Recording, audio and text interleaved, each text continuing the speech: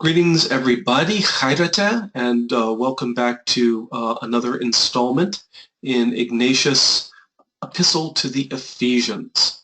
And I wanted to pick up with something last week. There were several typos, if you recall, in the text. And if you're looking at your screen right now, you'll see I've highlighted a form in something we did last week, huperifanes. And I had mentioned that that was a perfect participle. And even as I said it, it occurred to me that it was wrong. There's that little nagging voice in the back of your head that says, no, no, no, no, no, no, no. And I didn't pay attention to it because we were coming to the end of our time and we were moving on, and I wanted to finish as much of the text as possible. But in fact, it's another typo. You'll notice that as it stands there, huperifanes, there's no accent over it. And it also has an eta here, right? But it doesn't have the proper ending for a perfect participle. And the form, in fact, should be what I've drawn down here. It should be huperifane. It's actually a garden variety, third-person singular aorist tense. And so I just wanted to clarify that from last time, that in a bit of a hurry and just the first form that came to my mind as I was looking over that is what stuck with me, and then I realized as we were doing it that it was wrong, and I wanted to go back and correct that. Did you have any questions on that, either of you? No. Okay, well, I didn't want anybody to walk away with the wrong impression of what that form was. And so now we're going to pick up with some fairly significant theological statements of Ignatius, some fairly significant New Testament allusions that Ignatius uses. Ignatius shows, again, a familiarity, particularly with the Pauline epistles, and we're going to see that in the language that he uses as we move on. And so we're going to get started here with section 6. Kai hoson blepe tis sigonta episkopon pleonosauton phobestho. Charles, do you want to read that sentence in Greek and then start giving us a translation for it? Let's see.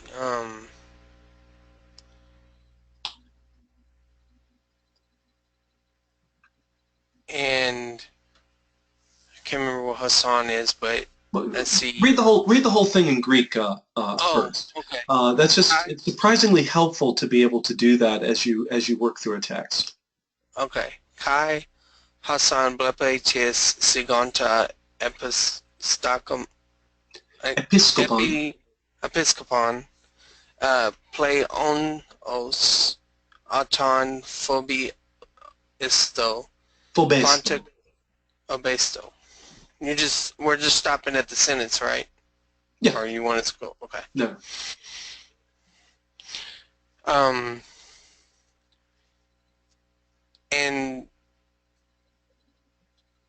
And whoever sees the sign of the epistle, the bishop.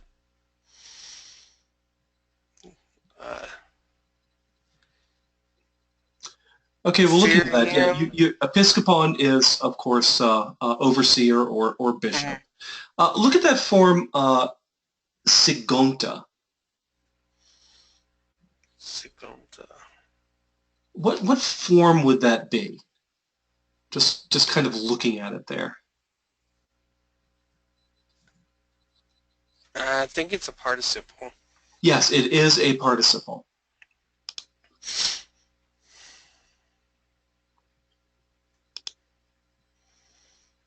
And so what kind of participle would it be? I'm not sure. I'm already rusty, sorry. Okay, no, that's fine. Can you remember what verb it's from? Sagao. Sagao is correct, and that means? Um,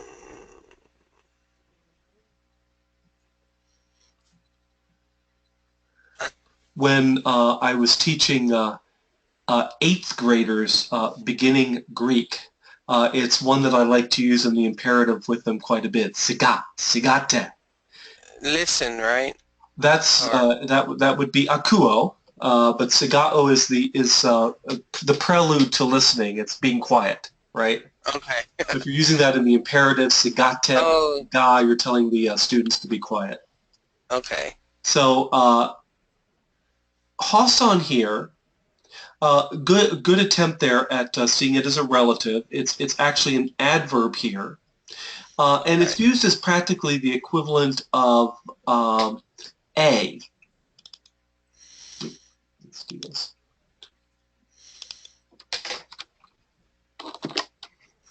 Oh, great. Should be down here.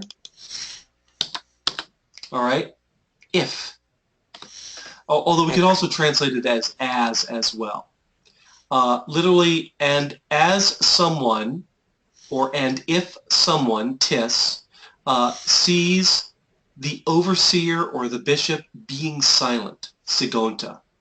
So the form of the participle here, simply a present active participle, accusative masculine singular is how we would parse that. Notice Okay. that tis does not have the accent on it. That's how we know it is.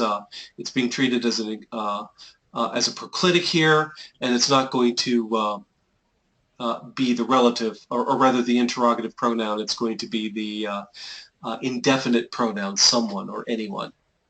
Mm-hmm. All right, and the second part here, pleonos auton phobesto. Uh, the last part I think is fear. Hmm? And what form would that be? Mm, Phobesto. sounds like an imperative. It does sound like an imperative. Not only does it sound like an imperative, it is an imperative, right? Okay. So, and it's third person imperative, and the subject of it would be tis again. We would just say him in this context. Let him phobase, though. Okay. Let him fear him. Yes, let him fear him pleonos. Very much. Yeah, very much, all the more, something like that. A Okay. very kind of interesting statement. Uh, a talkative bishop, I guess, is okay, but one who gets all quiet on us, we have to fear him or respect him even more. And I'm not sure exactly how to read that in this context, other than in kind of the broader sense that it seems to be intended. He's quiet. Maybe he's thinking about something. Let's really pay attention to what's going on here. Okay, great. Any questions on that sentence? Nope. Trying to get rid of some of these. Every time I do something, the reds come back. And it's very annoying. All right. Pantagarhon pempe ho oikodespote se sedian oikonomia. Hutos dehe masaton dechestai. Hosaton ton pemsanta. Jeannie, can you do that for us? Okay. Pandaga on tempi o despotis is idiom economian. Okay, I'm stopping there, right? Or am I going on to the next? I went farther, but you can do to that point. That's fine. We can break it up. Okay. Okay. Utos di imas afton dekeste. Okay, let me stop there. Okay, for everyone, I think it's whom the master sends, the master of the house sends into one's own household. Yeah, oikonomion. How would you? What are the roots for that?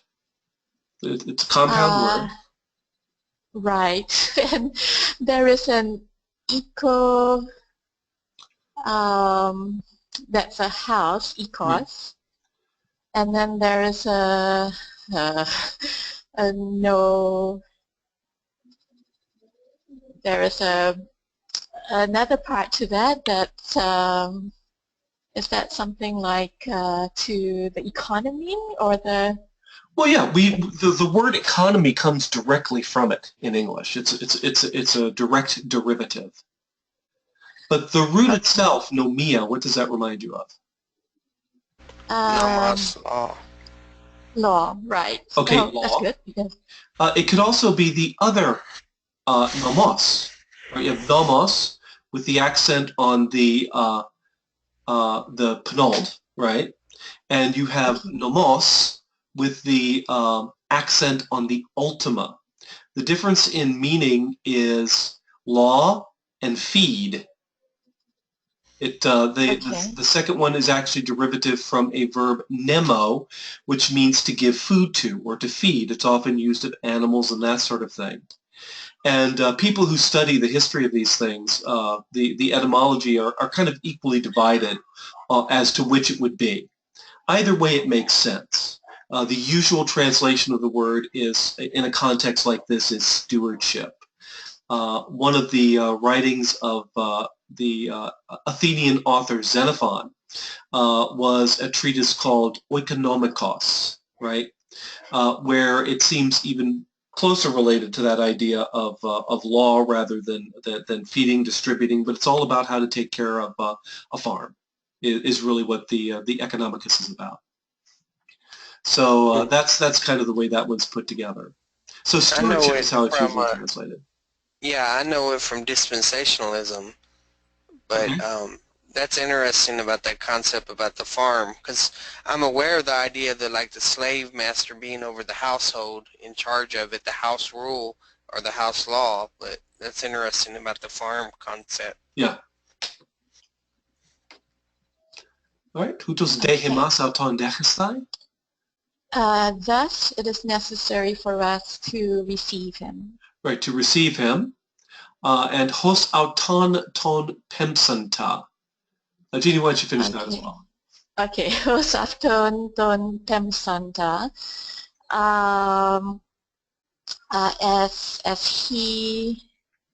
As the one who sent him.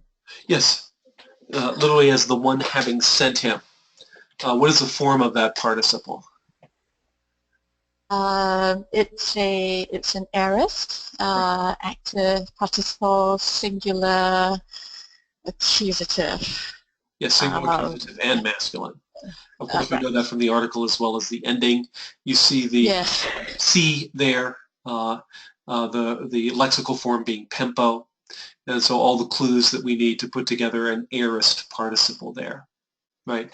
And from Ignatius, as he's developing his themes here, he's talking about the one who's sent by the master of the house and how that person is to be received as the representative of the one having sent him. But he doesn't even really use the concept of a representative. I'm sort of interpreting that out of the text.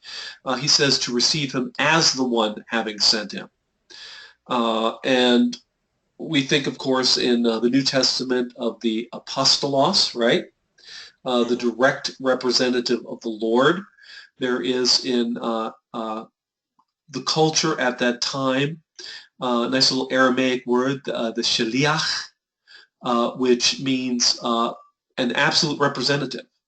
One who, in the absence of the master, can make the same sort of decisions that the master makes, and then the master himself is beholden on those decisions, has agreed ahead of time, so to speak, to back up whatever the representative does. And that the language here, without using the language of apostle, without using obviously the Aramaic word, the way this is worded here reminded me of that concept. Did Ignatius deliberately, did Ignatius know this? Did he make these connections from the culture? Hard to say. I would say it is more that he drew it from a thorough knowledge of the biblical texts that he had. All right, any questions, particularly on the Greek here, or anything else so far? All right, moving on then. Ton un episkopon de la notte hosauton ton kurion de prosblepein. Charles, why don't you give us a rendering? Read the Greek and give us a translation.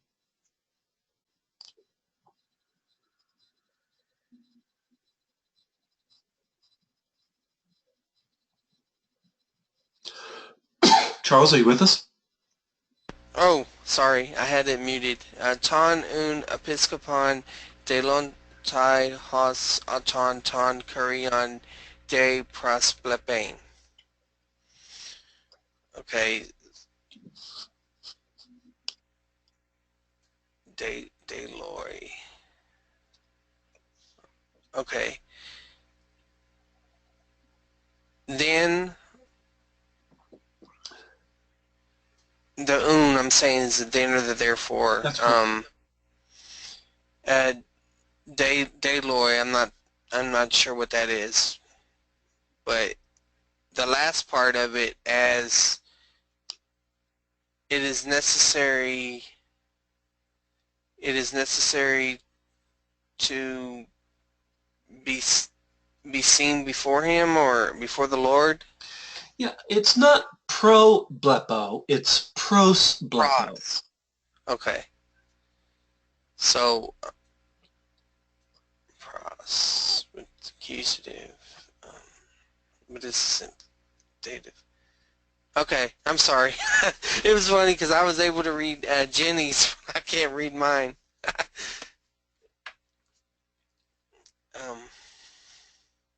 Okay, well, again, if we, pros, usual translations are, as a preposition is to, toward, or near.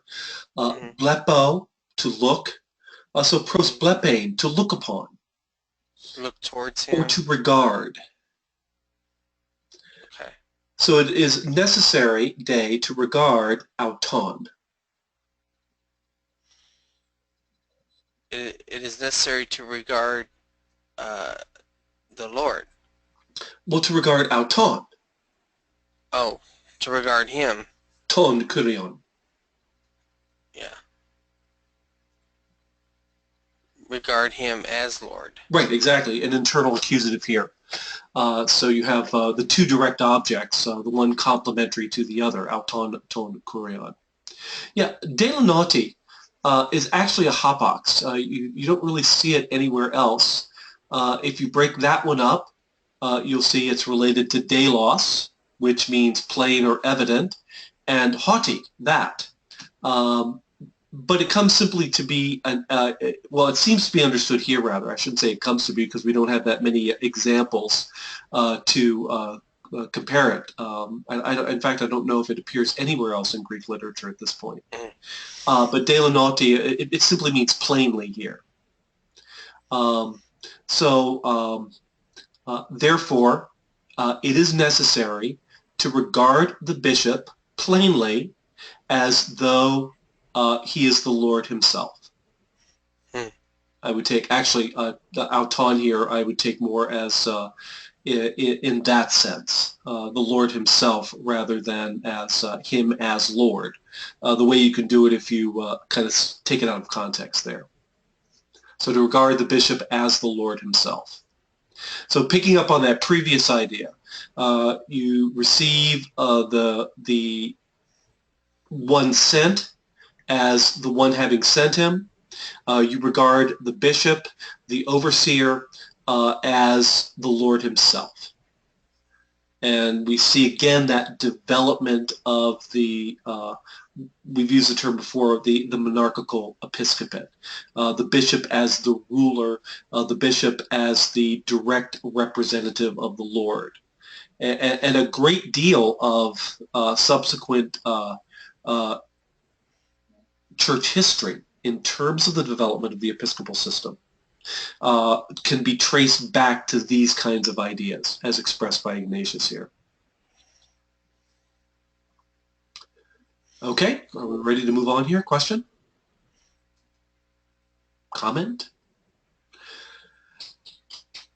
Autos men un onesimus, huper paine humon tein enthe o eutaxian, hote pantas kata alethean zeta, kai hoti en humen ude mia hyresis katoike.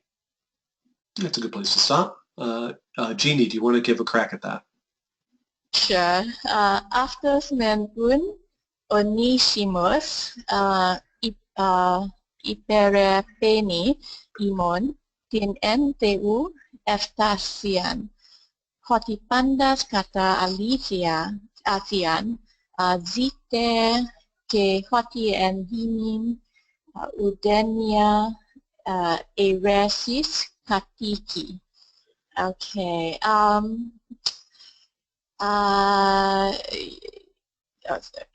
Sorry. Onesimus.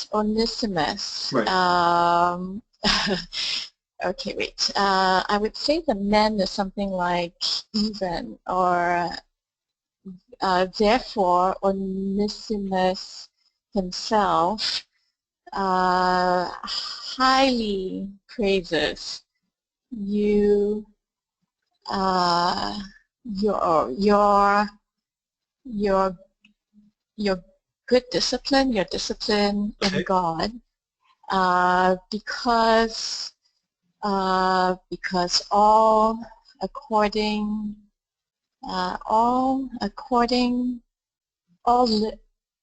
because all live according to the truth. Right, zeta, what form is that? Zeta is a all of you. Right, second person plural. Right, you all, according to the truth, and that among you dwells I think it's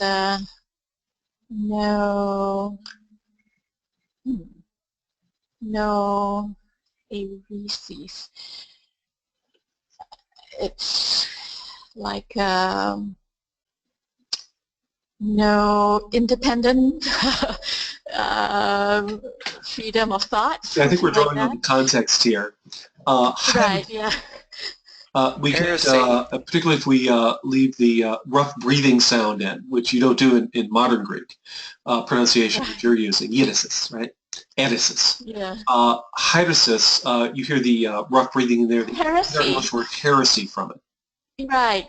Now it makes sense, yeah. Now in the Just New from the Testament sound of it, context, and here, I don't think it's being used in its technical term that it has developed over the centuries as it came into English, meaning heresy, but in the sense of division, whether or not that division is theologically caused. So, right. So I would translate it as division here. All right, yeah, very good. Yeah, the men here expresses when you have men de, of course, you're taught that means on the one hand, on the other. The author here uses men where other authors might be expected to use de. It's really, I think you suggested even as a translation for it. It appears to be simply a continuation, being used to show a continuation in the discourse here.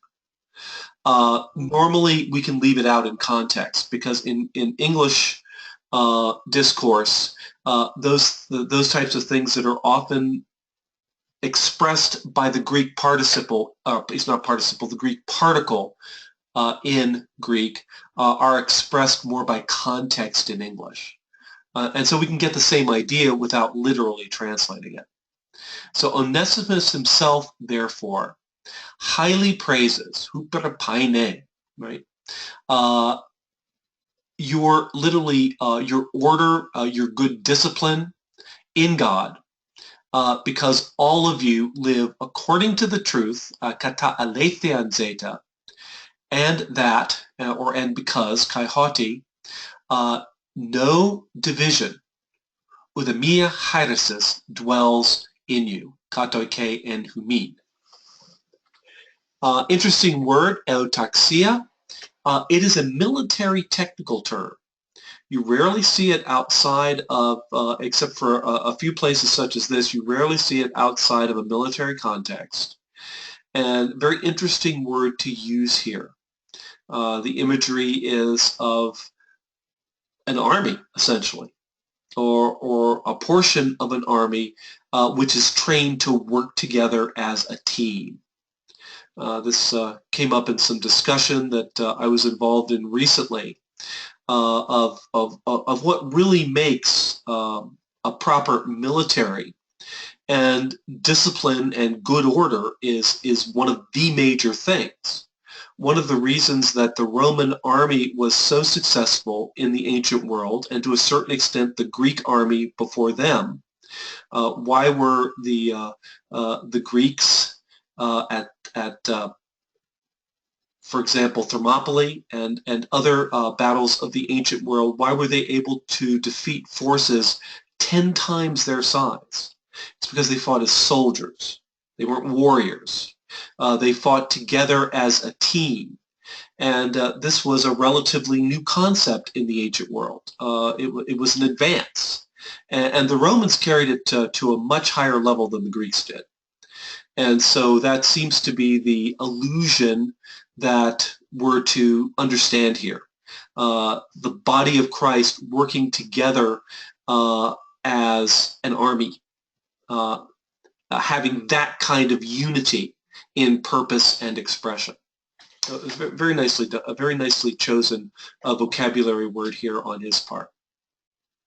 Does Ignatius later on drill down into the details as to how this church is to be an orderly conducting church? Not in any kind of systematic way. No. He gives pieces as he goes along. But he doesn't necessarily outline it in a way which we would find wholly satisfying. His main theme is that you've got, if we were to pick up the military analogy, that we have a supreme commander that we are to obey, and that we are to obey the officers appointed by that commander, who would be the episcopoi. So that seems to be the main thrust of what he's saying. But in terms of specific details or systematic details, not really.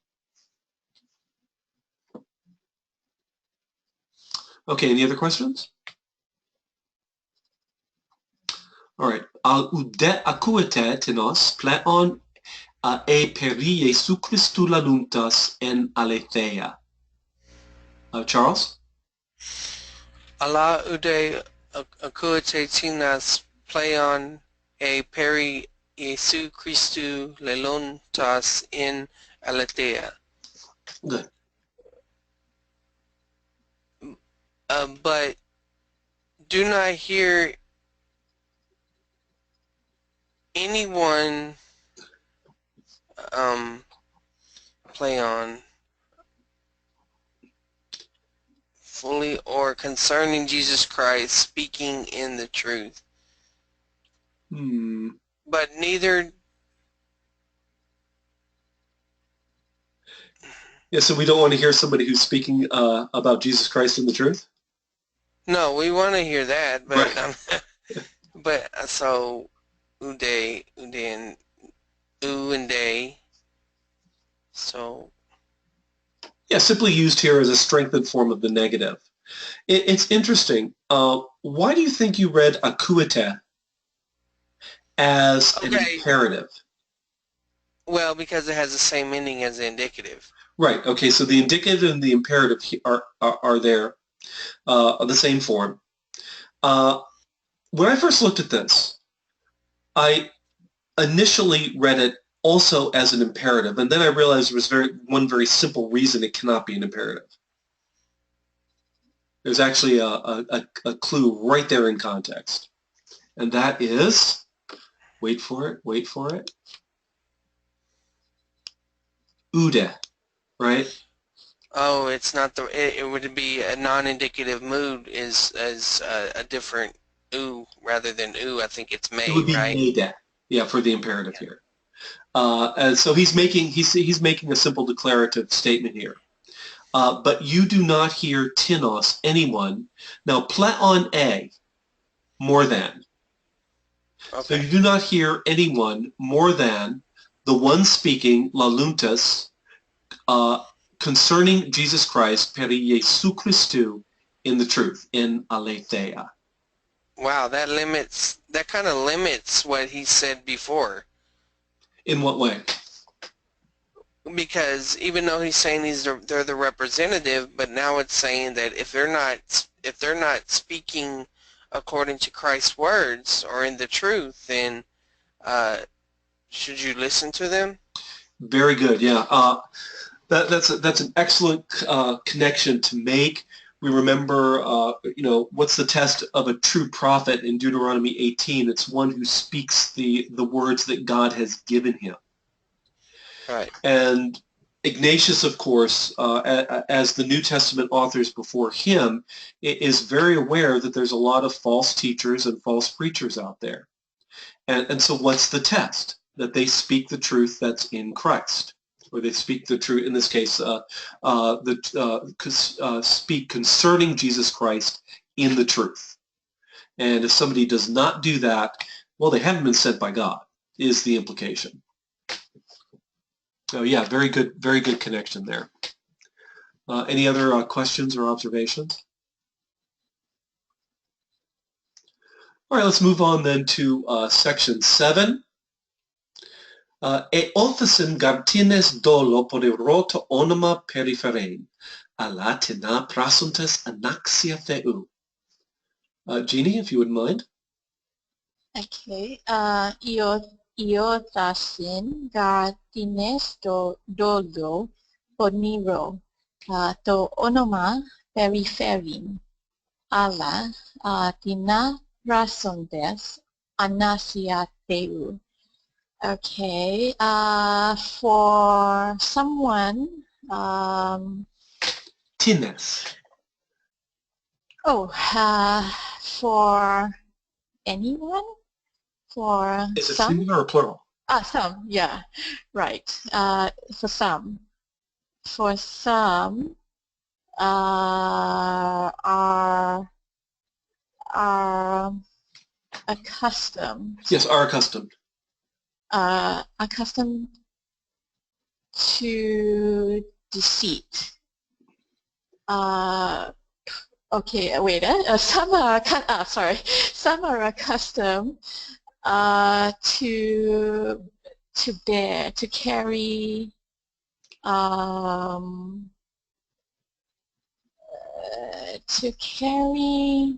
To onoma. Yeah, the name. I'm thinking how the dative. The name with deceit, wicked, deceitful wickedness. I think we say with wicked deceit, right? In English. Okay. Yeah. Okay. Yeah, and a dative of manner here. Right. How do they carry the name around? How do they bear the name? They do so with wicked deceit. Dolo poneron. Right. Another and others, or just others, and others do. I'm going to supply others. Others do, and some do other things unworthy of God. Yeah. That's the sense of it. Allah. I actually read it as Allah when I was a second ago, and that was a slight error. Allah would be but, right? But this is right. Allah. But what form is Allah? Allah is an neuter plural accusative. Right. So it can't be the subject. It can't refer back to the subject. Right. Tina Right. is also the neuter plural here. Right. And then prosontes, what would that refer to? Present tense is the nominative. Right, it's nominative plural So, here, and refers back to the original tennis. right, So, right. So so doing doing other types of things, other a la tina. things, right? Doing other types of things. Yes, unworthy of God. Right. So, yeah, we expect a some others construction here. That's what the discourse movement would expect us to see, but authors don't always do what we expect them to.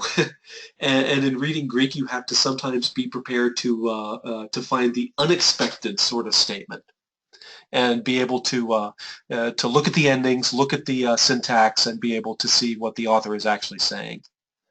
So that's a case where Right. context could actually lead someone astray.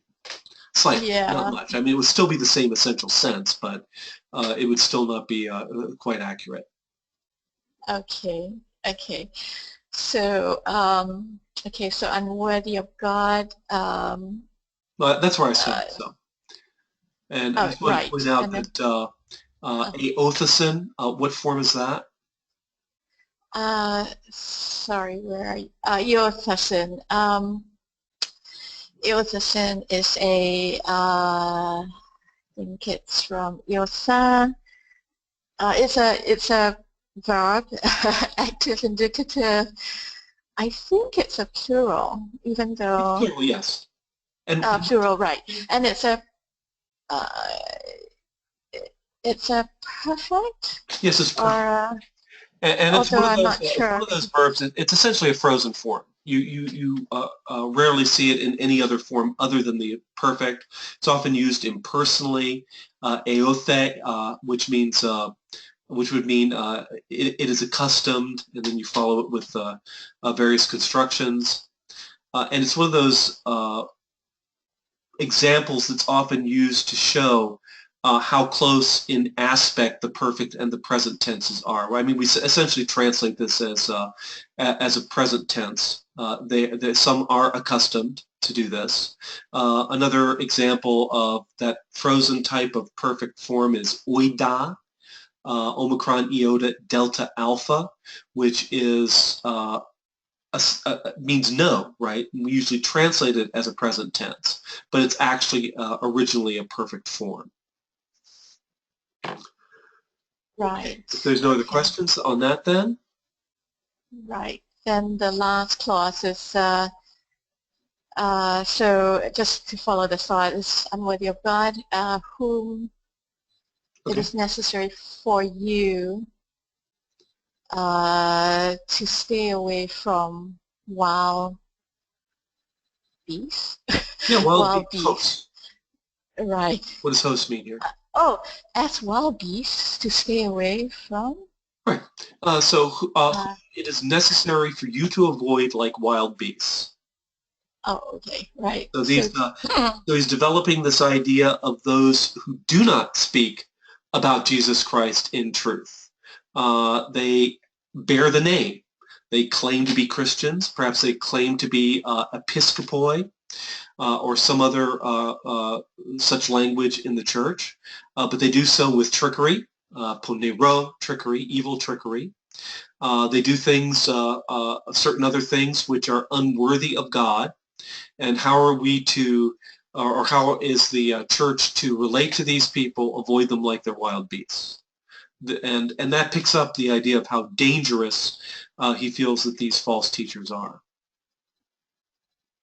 Okay, yeah, go ahead. Sorry, just a broader context question. Did Ignatius ever address bishops who may have led, who may have done false teachings themselves? Again, it's the sort of thing, not in any systematic way. He's talking a lot about the proper role of the. My little red marks are back. He's talking about the proper role of the episcopos. He's talking about the necessity for unity in the church, and one suspects that it's these sorts of issues that need to be addressed. But getting more specific for that is difficult to do. You just have to pick up clues in the text as you go along. And again, the emphasis on, we're going to say in a minute here, and we still do have a few minutes, he makes these just wonderful theological statements about Christ that we're going to see in just a minute here. All right. So the moment, though, he's emphasizing how bad these false teachers or these false overseers are. Esingarkunes lusontes lathro deictai. Now there's a word. Hus de humas fulasestai ontes dus therapeutes.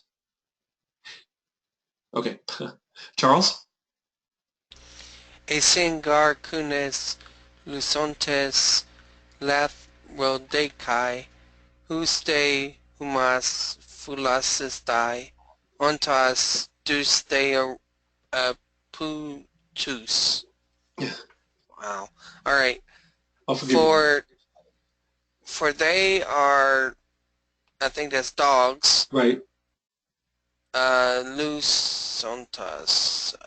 I wonder if that's from Luo, maybe? No, actually it's not. You'll see the sigma, if you see the double sigma there, so the sigmas are actually part of the root. Okay. Yeah, it's from lusao. I'm going to assume it's ravenous. Well, ravenous, ravening, mad. Yeah. Okay. For they are ravenous dogs, lathrodacai. Yeah.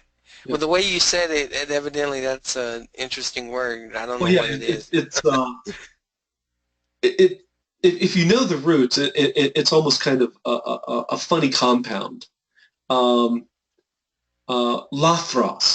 That I think is a New Testament word, lathros.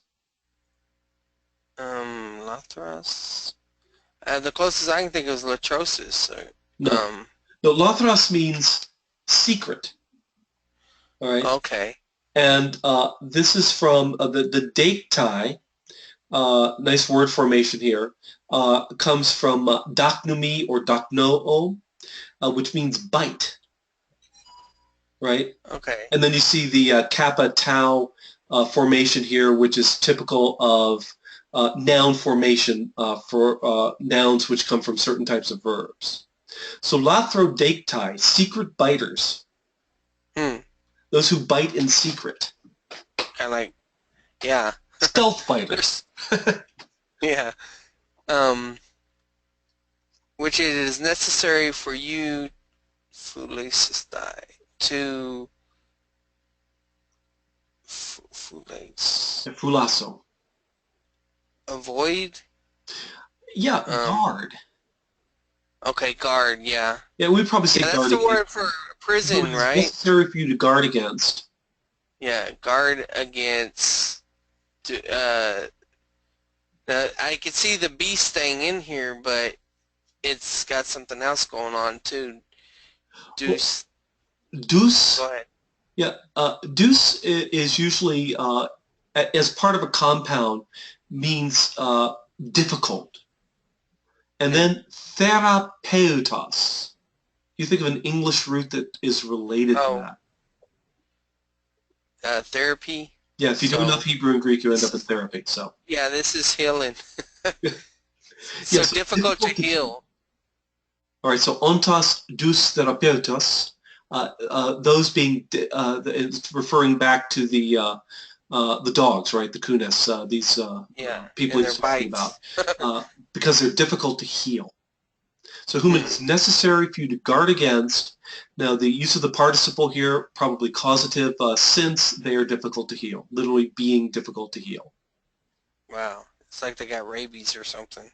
Exactly, yeah, and I think that's precisely the allusion that he's using here. And so we see that Ignatius is fond of these kinds of metaphorical descriptions, a very kind of lively writer here, right?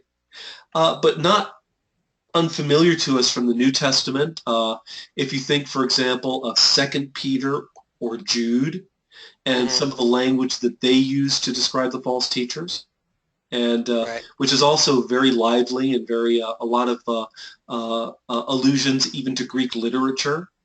And Second Peter uses the root related to Tartarus, the Greek underworld. So yeah, and that's one of the examples, one of the examples of a writer who is very much engaged with this topic and is selecting vocabulary, using literary devices, and descriptive terms which very much support the idea that he's trying to get across. And I think we see Ignatius doing that pretty well here.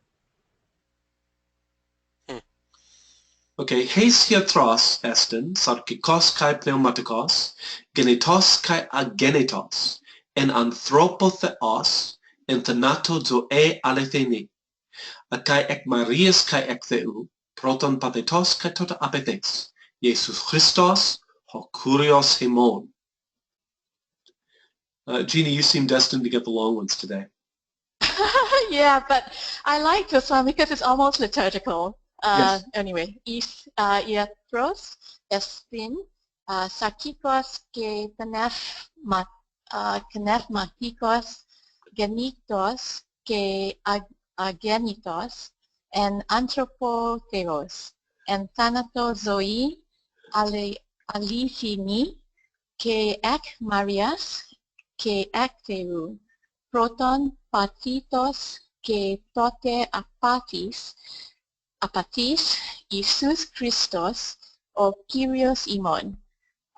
So there is one physician, Right. Flesh and spirit, fleshly and spiritual. Okay.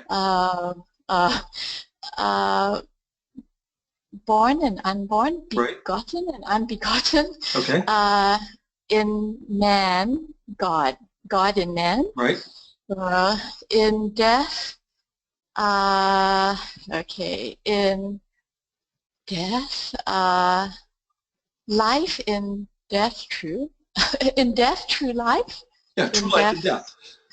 True life and death, okay. And of Mary and of God, first under suffering, and then free, not suffering, or free of suffering. Jesus Christ, our Lord. Good. Yeah. Yeah. Not if you know the vocabulary, not a difficult thing at all. No difficult Greek constructions there. But remember when Ignatius is writing, which is the early first century, right? And to use this language, to have this language already in play in the ancient church. Did he invent this? Was this the kind of thing that was being taught and preached in the churches? I mean, hard to say exactly what it is, but it does show us that this kind of language, some of this becoming very like genetos kai agenetos. We see that language repeated over and over again in the subsequent years leading up to the Nicene Council. And so pathetos apathes again becomes technical terminology in the later church as the church develops its Christology. And very, very strong statement in anthropotheos, God in man, right? Born of God, we didn't say born here, but of Mary and of God. And so you can see how this is developing. You already have this kind of language in the first century, or excuse me, I said first century, I meant early second century. You have that language already in play, and it's going to be developed to a much greater extent, again, leading up to Nicaea. And very little doubt that at this point, that Ignatius very strongly believes, and of course, in what we call the deity of Christ, seeing Christ as God in pretty much the full sense of the word, without any sort of qualification. So any other observations or questions there? Well, it's interesting. Not only does he believe in the deity of Christ, he believes in the full humanity of Christ. I mean, Exactly. Yeah, that's good. A God yeah, in man, right? yeah, yeah. Especially Born of countering, Mary and of God. So yeah. especially countering some of the Gnosticism that may have already, been creeping up. Yeah. There's all sorts of discussions about Gnosticism, how early it was introduced into the church, that sort of thing. But there's no doubt that this is answering some of those sorts of understandings of the nature of Christ. I also thought it was interesting how he phrases it here, proton pathetos kai tota apethes. First liable to suffering, and then not liable to suffering. And again, this becomes, the theological language in English that's derived from Latin is passible and impassible, right? From the same root, ultimately Pasco, then it comes down through Latin, comes into English as those forms. The way Ignatius is using it here suggests to me that proton pathetos refers to the incarnation, and tota apethes would then refer to the resurrection and the ascension. Christ as he is currently. He made himself liable to suffering, and then he was no longer liable to suffering. Mm. I think the only observation I have is the hot button issue of the Ac Marias, which is the case of understanding of Mary at that time. Okay.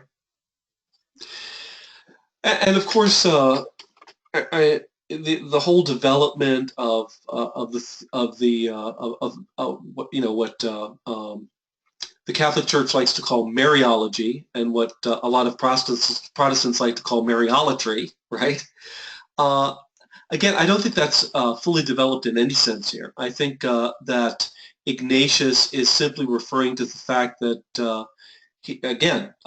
unpacking that idea that he's born of Mary. He's born of a human mother, and he is also born of God. Right, so he's the God-man. He's the theanthropos.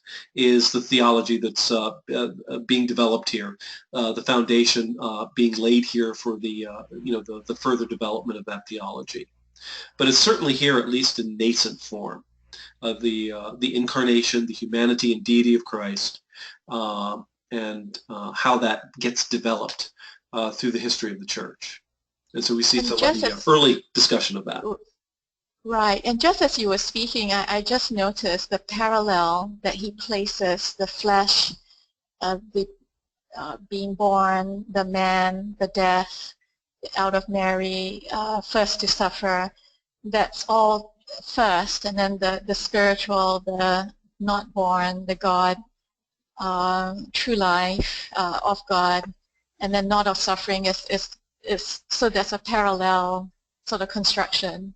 Right, exactly. Very well. Yeah, very nice literary construction here.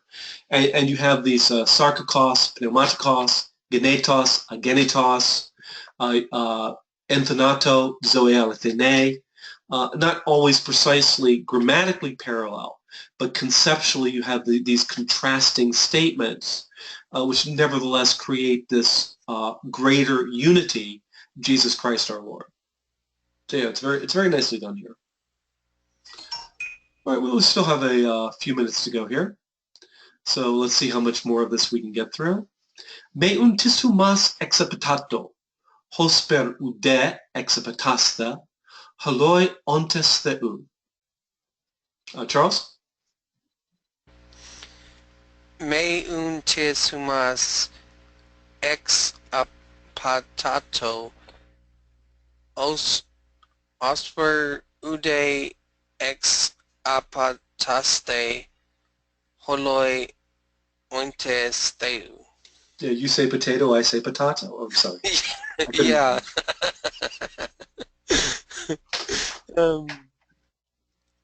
Then none of you X are, I don't know that word. exapatao is the lexical form. Nice new I'm sorry. actually. It's not coming to mind. Cheat or deceive. Okay, so let no one cheat you. Husper. Host bearer strengthened form to post. Right. So, let's see here. Exapataste. I don't know that one either. It's the same word. It is? Yep. Exapatato and exapatasta. Okay. All right. And what form would that be? The first one, you translated it correctly as the imperative, the third person singular imperative. Therefore, let no one deceive you or cheat you or defraud you. Just and this other one is second. Exapatasta. This other one is second person plural. Right. Okay. So the first part is saying, let no one deceive you, neither,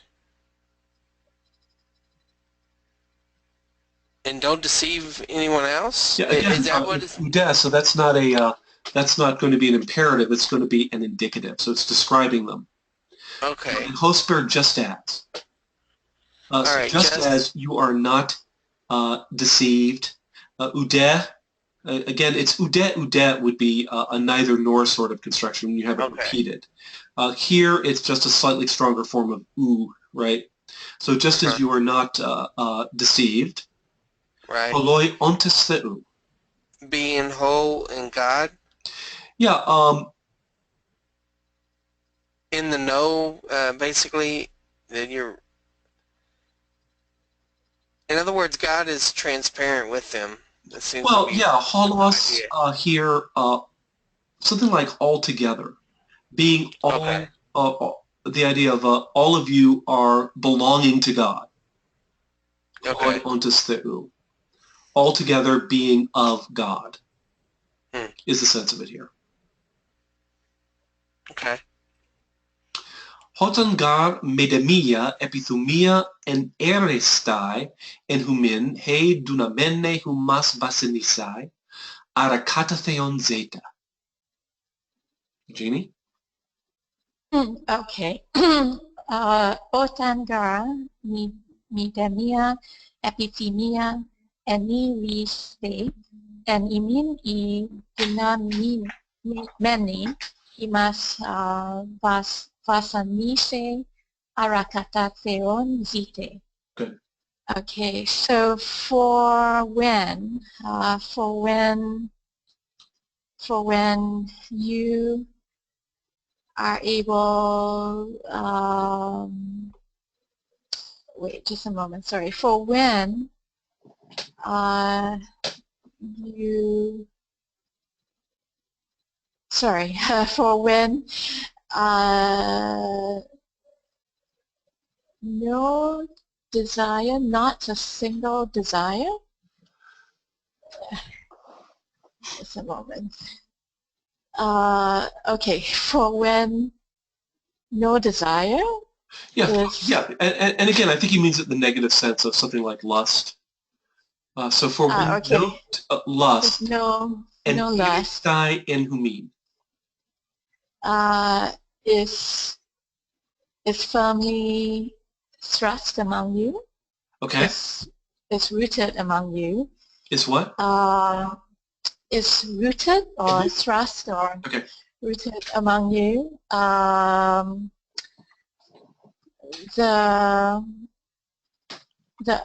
able. And the hedunamene here referring back to the epithumia, right? Okay. Which is able. The lust which is able to destroy you, to torment. To torment you. Okay, right. To torment you.